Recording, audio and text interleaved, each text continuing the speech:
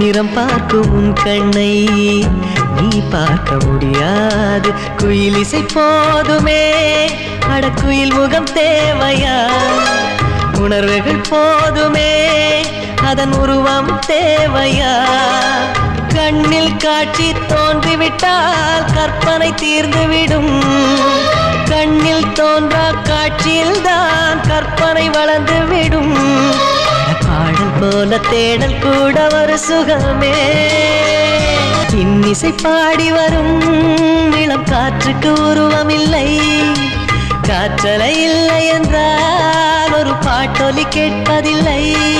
ஒரு கானம் வருகையில் உள்ளம் கொள்ளை போகுதே, ஆனால் காற்றின் முகவரி கண்கள் அறிவதில்லையே.